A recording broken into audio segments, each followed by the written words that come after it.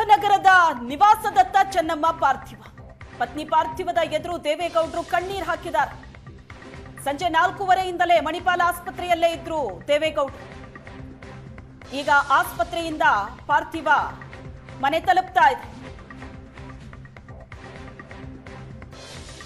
ಪತ್ನಿಯ ಅಗಲಿಕೆ ದೇವೇಗೌಡರು ಕಣ್ಣೀರು ಹಾಕಿದ್ದಾರೆ. 72 ವರ್ಷದ ದಾಂಪತ್ಯ ಜೀವನ, ಕಷ್ಟ ಸುಖ ಎಂಥದ್ದೇ ಸವಾಲುಗಳೆದುರಾದಾಗ್ಲೂ ಜೊತೆಯಾಗಿ ನಿಂತಹ ಅರ್ಧಾಂಗಿ ಇನ್ನಿಲ್ಲ. ದೇವೇಗೌಡರು ದುಃಖದಲ್ಲಿದ್ದಾರೆ. ಪದ್ಮನಾಭನಗರದ ನಿವಾಸದತ್ತ ಪಾರ್ಥಿವ ತರಲಾಗ್ತಾ ಇದೆ. ಮಣಿಪಾಲ ಆಸ್ಪತ್ರೆಯಿಂದ ಆಂಬ್ಯುಲೆನ್ಸ್ಗೆ ಶಿಫ್ಟ್ ಮಾಡಲಾಯಿತು. ಈಗ ಮನೆ ಕಡೆ ಹೊರಟಿದೆ ಆಂಬ್ಯುಲೆನ್ಸ್. ದೇವೇಗೌಡರು ಕೂಡ ಹೊರಟಿದ್ದಾರೆ.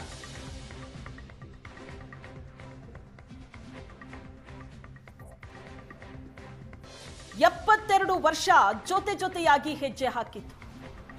ಚೆನ್ನಮ್ಮ ಅವರು ರಾಜಕೀಯವಾಗಿ ಎಲ್ಲೂ ಗುರುತಿಸಿಕೊಂಡಿಲ್ಲ, ರಾಜಕೀಯ ಪ್ರಚಾರಕ್ಕೂ ಕೂಡ ಹೋದವರಲ್ಲ. ಆದರೆ ದೇವೇಗೌಡರ ಕುಟುಂಬವನ್ನ ಹತ್ತಿರದಿಂದ ನೋಡಿದವರು, ಅವರು ಮನೆಗೆ ಬಂದು ಹೋಗೋರು, ರಾಜಕಾರಣಿಗಳು ಎಲ್ರಿಗೂ ಚೆನ್ನಮ್ಮ ಅವರು ಚಿರಪರಿಚಿತರು. ಅವರ ಸರಳತೆ, ಅವರ ದೈವ ಭಕ್ತಿ, ಮನೆಗೆ ಬಂದವರನ್ನ ಅವ್ರು ನೋಡ್ಕೋತಾ ಇದ್ದಾರೆ. ಎಲ್ಲರೂ ನೆನಪಿಸ್ಕೊಳ್ತಾ ಇದ್ರು ಎಷ್ಟು ಇದ್ರು ಚೆನ್ನಮ್ಮ ಅವರು ಅಂತ. ದೇವೇಗೌಡರು ರಾಜ್ಯವನ್ನೇ ಆಳಿದ್ದಾರೆ, ಮುಖ್ಯಮಂತ್ರಿ ಆದವರು, ಪ್ರಧಾನಮಂತ್ರಿ ಆದವರು, ದೇಶವನ್ನೇ ಆಳದವರು. ಆದರೂ ಸಹ ಚೆನ್ನಮ್ಮ ಅವರಿಗೆ ಒಂದು ಸಣ್ಣ ಹಮ್ಮು ಬಿಮ್ಮು ಇರಲಿಲ್ಲ. ಯಾವತ್ತೂ ತನ್ನ ಗಂಡ ಮುಖ್ಯಮಂತ್ರಿ, ಪ್ರಧಾನಮಂತ್ರಿ ಅನ್ನೋದನ್ನ ಅವರ ವ್ಯಕ್ತಿತ್ವದಲ್ಲಿ, ನಡೆನುಡಿಯಲ್ಲಿ ಅವರು ತೋರಿಸೇ ಇಲ್ಲ. ಅಷ್ಟು ಸರಳತೆಯಿಂದ ಬದುಕಿದವರು. ನಾಳೆ ಬೆಳಿಗ್ಗೆ 11 ಗಂಟೆ ತನಕ ಪದ್ಮನಾಭನಗರದಲ್ಲಿ ಅಂತಿಮ ದರ್ಶನ. 11 ಗಂಟೆ ನಂತರ ಹಾಸನಕ್ಕೆ ಪಾರ್ಥಿವ ತೆಗೆದುಕೊಂಡು ಹೋಗಲಾಗುತ್ತೆ. ಈಗ ತಾನೇ ಕುಮಾರಸ್ವಾಮಿ ಅವರು ಸ್ಟೇಟ್ಮೆಂಟ್ ಕೊಟ್ಟರು. ಅಂತಿಮ ಸಂಸ್ಕಾರ ಎಲ್ಲಿ, ಏನು ಅನ್ನೋದರ ಬಗ್ಗೆ ಕುಟುಂಬದವರು ಕೂತು ಮಾತಾಡಿ ನಿರ್ಧಾರ ಮಾಡ್ತೀವಿ ಅಂತ ಹೇಳಿದ್ದಾರೆ ಕುಮಾರಸ್ವಾಮಿ ಅವರು. ಮಾವಿನಕೆರೆ ಅಥವಾ ಹರದನಹಳ್ಳಿಯಲ್ಲಿ ಚೆನ್ನಮ್ಮ ಅವರ ಅಂತ್ಯಕ್ರಿಯೆ ನಡೆಯಲಿದೆ. ಕುಟುಂಬದವರು ಕೂತು ನಿರ್ಧಾರ ಮಾಡ್ತಾರೆ. ಈಗ ಸದ್ಯಕ್ಕೆ ಪದ್ಮನಾಭನಗರದ ನಿವಾಸಕ್ಕೆ ತಗೊಂಡು ಹೋಗ್ತಾ ಇದ್ದೀವಿ. ಅಲ್ಲಿ ಅಂತಿಮ ದರ್ಶನ ನಾಳೆ ಬೆಳಿಗ್ಗೆ 11 ಗಂಟೆ ತನಕ. ದೈವ ಭಕ್ತಿಯ ಗುಣಗಳನ್ನು ಏನು ಹೊಂದಿದ್ರು.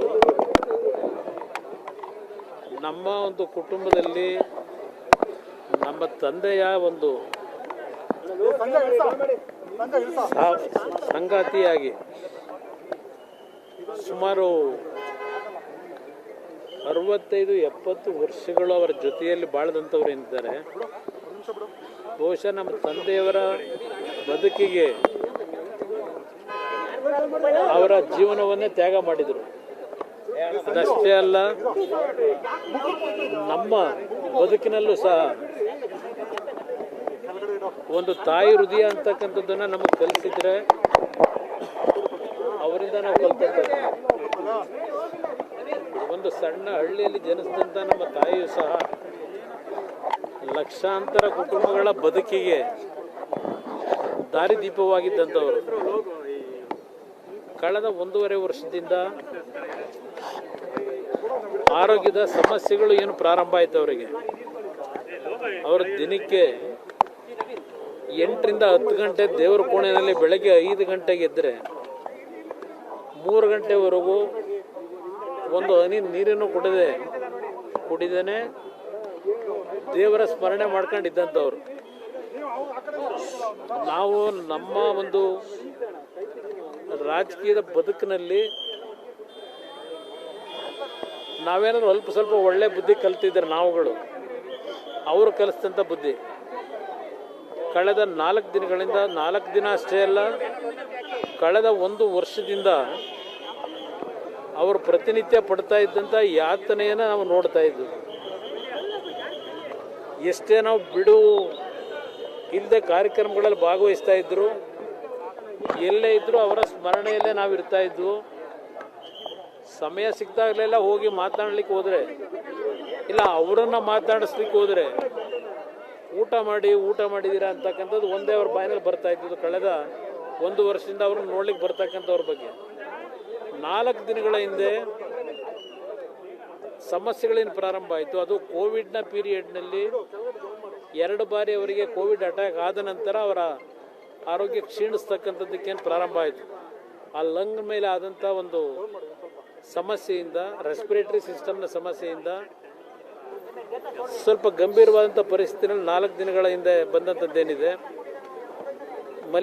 ನಮ್ಮ ಮಣಿಪಾಲ್ ಹಾಸ್ಪಿಟ್ಲಿಗೆ ಸೇರಿಸಿ ಡಾಕ್ಟರ್ಗಳು ಉತ್ತಮವಾದ ಪ್ರಯತ್ನ ಪಟ್ಟಿದ್ದಾರೆ. ಆದರೆ ನಮ್ಮ ಪ್ರಯತ್ನ, ವೈದ್ಯರ ಪ್ರಯತ್ನಗಳಿಗಿಂತ ಹೆಚ್ಚಾಗಿ ಭಗವಂತ, ಅದರಲ್ಲೂ ವಿಶೇಷವಾಗಿ ರಾಜರಾಜೇಶ್ವರಿ ತಾಯಿಯ ಒಂದು ಭಕ್ತೆಯವರು ಪ್ರತಿ ಶುಕ್ರವಾರ ರಾಜರಾಜೇಶ್ವರಿ ದೇವಸ್ಥಾನಕ್ಕೆ ಕಳೆದ ಒಂದು 35-40 ವರ್ಷಗಳಿಂದ ಹೋಗ್ತಾ ಇದ್ದಂಥವ್ರು ಪ್ರತಿ ಶುಕ್ರವಾರ. ಆ ತಾಯಿಯಿಂದಲೇ ಒಂದು ಬಾರಿ ಅವರಿಗೆ ಆಸಿಡ್ನ ಒಂದು ಅಟ್ಯಾಕ್ ಆದಂಥ ಸಂದರ್ಭದಲ್ಲೂ ಉಳಿದಂಥದ್ದವರು. ಅವತ್ತೇ ಅವರು ಹೋಗಬೇಕಾದಂಥ ಒಂದು ಪರಿಸ್ಥಿತಿ ಇತ್ತು. ಭಗವಂತ ಉಳಿಸಿದ್ದ. ಭಗವಂತನಿಗೆ ಬಹುಶಃ ಅವರ ಬದುಕು ಈಗ ಸಾಕು ಅಂತಕ್ಕಂಥ ಒಂದು ತೀರ್ಮಾನಕ್ಕೆ ಬಂದು ಅವ್ರನ್ನ ಕರ್ಕೊಂಡಿದ್ದಾನೆ ಅನ್ನೋದು ನನ್ನ ಅಭಿಪ್ರಾಯ. ಇವತ್ತು ಅವರನ್ನು ಮನೆಗೆ ಅವರು ಏನು ನಮ್ಮನ್ನು ಅಗಲಿದ್ದಾರೆ. ಪದ್ಮನಾಭನಗರದ ಮನೆಯಲ್ಲಿ ಇವತ್ತೇನು ಅವರ ಅಂತಿಮ ಒಂದು ಕಾರ್ಯಗಳನ್ನು ಮಾಡಬೇಕು. ಆದ ನಂತರ ಅವರ ಒಂದು ಲಕ್ಷಾಂತರ ಕುಟುಂಬದ ಸದಸ್ಯರುಗಳು ಅವರಿಂದ ಏನು ಜೀವನ ಕಂಡಿದ್ದಾರೆ, ಅವರುಗಳು ಸಹ ನೋಡ್ಲಿಕ್ಕೆ ಬರ್ತಕ್ಕಂಥವ್ರಿಗೆ ಒಂದು ಅವಕಾಶ ಕಲ್ಪಿಸ್ತಕ್ಕಂಥದ್ದು ನಮ್ಮ ಕರ್ತವ್ಯ ಇದೆ. ಬಹುಶಃ ನಾಳೆ 11 ಗಂಟೆ ಮೇಲೆ ಅವರು ಜನ್ಮ ಕೊಟ್ಟಂಥ ಸ್ಥಳ ಹಾಸನ ಜಿಲ್ಲೆ, ನಮ್ಮ ತಂದೆಗೆ ಜನ್ಮ ಕೊಟ್ಟಂಥ ಸ್ಥಳ, ಅಲ್ಲಿಗೆ ಅವರನ್ನು ಶರೀರವನ್ನು ತೆಗೆದುಕೊಂಡು ಹೋಗ್ತಕ್ಕಂಥದ್ದಕ್ಕೂ ತೀರ್ಮಾನ ಆಗಿದೆ. ಮನೆಗೆ ಹೋದ ನಂತರ ಮುಂದಿನ ಕಾರ್ಯಗಳು ಏನು ಅಂತಕ್ಕಂಥದ್ದು ತೀರ್ಮಾನಗಳನ್ನು ಎಲ್ಲ ಸೇರಿ ಮಾಡಬೇಕು ಅಂತ ಇದ್ದೇವೆ. ಅದ್ರ ಜೊತೆಗೆ ಎಲ್ಲರ ಅಭಿಪ್ರಾಯ ಹೊಂದಿದೆ, ಅವರ ಹುಟ್ಟಿರ್ತಕ್ಕಂಥ ಹುಟ್ಟೂರಿನಲ್ಲೇ ಕಾರ್ಯಕ್ರಮ, ಇದು ಅಂತಿಮ ಸಂಸ್ಕಾರಗಳಾಗಬೇಕು ಅಂತಕ್ಕಂಥದ್ದು ಒಂದು ಭಾಗ ತೀರ್ಮಾನ ಇದೆ. ಬಹುಶಃ ಮನೆಯಲ್ಲಿ ಎಲ್ಲರ ತೀರ್ಮಾನ ಚರ್ಚೆ ಮಾಡಿದ ನಂತರ ರಂಗನಾಥ ಸ್ವಾಮಿ ದೇವಸ್ಥಾನ ಇದೆ ಮಾವಿನಕೆರೆ, ಒಂದು ಪವಿತ್ರವಾದಂಥ ದೇವಸ್ಥಾನದ ಅಡಿಯಲ್ಲಿ ಒಂದು ಸನ್ನಿಧಾನದಲ್ಲಿ ಅಂತಿಮವಾದಂಥ ಕ್ರಿಯೆಗಳನ್ನು ಮಾಡ್ತಕ್ಕಂಥದ್ದು ಒಂದು ಚರ್ಚೆ ಇದೆ. ಆ ಒಂದು ನಿಟ್ಟಿನಲ್ಲಿ ಮನೆಗೆ ಹೋದ ನಂತರ ತೀರ್ಮಾನ ಮಾಡ್ತೀವಿ. ಸಾರ್ವಜನಿಕ ಅವರನ್ನು ಅಂತಿಮ ದರ್ಶನ ಪಡೀತಕ್ಕಂಥದ್ದಕ್ಕೆ ಪದ್ಮನಾಭನಗರದ ಮನೆಯಲ್ಲಿ ವ್ಯವಸ್ಥೆಗಳನ್ನು ಮಾಡ್ತಾ ಇದ್ದೇವೆ. ಸ್ವಲ್ಪ ಜನ ಜಾಸ್ತಿ ಆದರೆ ಪದ್ಮನಾಭನಗರದಲ್ಲೇ ಮೈದಾನ ಇದೆ, ಅಲ್ಲಿ ನೋಡಿಕೊಂಡು ತೀರ್ಮಾನ ಮಾಡ್ತೀವಿ. ಬಟ್ ಅವರ 11 ಗಂಟೆ ಮೇಲೆ ನಾಳೆ ಹಾಸನ ಜಿಲ್ಲೆಗೆ ಅವರ ಪಾರ್ಥಿವ ಶರೀರವನ್ನು ತೆಗೆದುಕೊಂಡು ಹೋಗ್ತಕ್ಕಂಥದ್ದಕ್ಕೆ ಅಂತಿಮ ನಿರ್ಣಯ ಮಾಡ್ತೀವಿ. ಅಂತ್ಯಕ್ರಿಯೆ 2-3 ಸ್ಥಳದ ಬಗ್ಗೆ ಸ್ವಲ್ಪ ಚರ್ಚೆಗಳಿದೆ. ಅಂತಿಮವಾಗಿ ನಾವು 4 ಜನ ನಮಗೇನು ಜನ್ಮ ಕೊಟ್ಟಿದ್ದಾರೆ, ನನ್ನ ತಾಯಿ, 2 ತಂಗಿಯರಿದ್ದಾರೆ, ಅವರೆಲ್ಲರ ಜೊತೆ ಕೂತು ಚರ್ಚೆ ಮಾಡಿ ಬಹುಶಃ ನನ್ನ ಒಂದು ವೈಯಕ್ತಿಕವಾದಂಥ ಅಭಿಪ್ರಾಯ, ಅವರನ್ನು ಬೆಳೆಸಿದಂಥದ್ದು ಯಾವೊಂದು ಹರದನಹಳ್ಳಿ ಗ್ರಾಮದಲ್ಲಿ ಹುಟ್ಟಿದ್ರು, ಅಲ್ಲೇ ಅವರ ಅಂತಿಮ ಅಂತ ನಮ್ಮ ತಾಯಿ ಹುಟ್ಟಿದ್ದು ಪಕ್ಕದ ಮುತ್ತಿಗೆರೆಹಳ್ಳಿ ಅಂತ ಹೇಳಿ, ಅವರು ಪಾಠ ಕಲ್ತಿದ್ದು, ಶಾಲೆಗಳಿಗೆ ಹೋಗಿದ್ದು ಹಳೆಕೋಟೆ ಅಂತಕ್ಕಂಥ ಮಾವಿನಕೆರೆಯ ರಂಗನಾಥ ಸ್ವಾಮಿ ದೇವಸ್ಥಾನ ಏನಿದೆ ಆ ತಪ್ಪಲಿನಲ್ಲಿ ಇರ್ತಕ್ಕಂಥ ಸ್ಥಳದಲ್ಲಿ ಆ ರಂಗನಾಥ ಸ್ವಾಮಿಯ ಸನ್ನಿಧಾನದಲ್ಲೇ ಆ ರಂಗನಾಥ ಸ್ವಾಮಿಯ ಅವರು ಏನು ನಂಬಿಕೆ ಇಟ್ಕೊಂಡಿದ್ರು, ನಮ್ಮ ತಂದೆ ನಮ್ಮ ತಾಯಿ ಇಬ್ಬರು, ಆ ದೇವರ ಸನ್ನಿಧಾನದಲ್ಲೇ ಮತ್ತು ನಮ್ಮ ಹುಟ್ಟೂರು ಶಿವನ ದೇವಸ್ಥಾನ ಏನಿದೆ ಆ ಶಿವನನ್ನು ನಂಬಿ ಬಂದಂಥವ್ರು, ಆ ಒಂದು ಪರಿಸರದಲ್ಲೇ ಆ ಒಂದು ಎಲ್ಲ ರೀತಿಯ ಅಂತ್ಯಕ್ರಿಯೆ ಕಾರ್ಯಗಳಾಗಬೇಕು ಅಂತಕ್ಕಂಥದ್ದು ನಮ್ಮ ಒಂದು ಚರ್ಚೆ ಇದೆ. ಎಲ್ಲರ ಜೊತೆ ಚರ್ಚೆ ಮಾಡಿ ಕುಟುಂಬದಲ್ಲಿ ಒಂದು ರೀತಿಯಲ್ಲಿ ತೀರ್ಮಾನಕ್ಕೆ ಬರ್ತೀವಿ. ಸೋಮವಾರ ಅಂತ್ಯಕ್ರಿಯೆಯನ್ನು ಸೋಮವಾರ ಇಟ್ಕೊಂಡಿದ್ದೇವೆ. ಸೋಮವಾರ ಸಮಯ ಇನ್ನೂ ನಿಗದಿ ಆಗಿಲ್ಲ. ಆದರೆ ಹಾಸನಕ್ಕೆ ಹೋದ ನಂತರ ಬಹುಶಃ ಹಾಸನದ ಜನತೆ ಅವ್ರ ಬಗ್ಗೆ ಅಭಿಮಾನ ಇಟ್ಟಿರ್ತಕ್ಕಂಥವ್ರು ಸಂಬಂಧಿಕರು ಜಾಸ್ತಿ ಇದ್ದಾರೆ. ಅವರೆಲ್ಲರಿಗೂ ಅಲ್ಲೂ ಸಹ ಅಂತಿಮ ದರ್ಶನಕ್ಕೆ ಅವಕಾಶ ಕಲ್ಪಿಸಬೇಕು.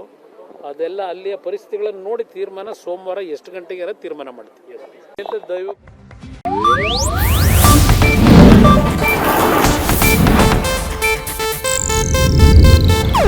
ಇದು ಏಷ್ಯಾನೆಟ್ ನ್ಯೂಸ್ ನೆಟ್ವರ್ಕ್ ಪ್ರಸ್ತುತಿ.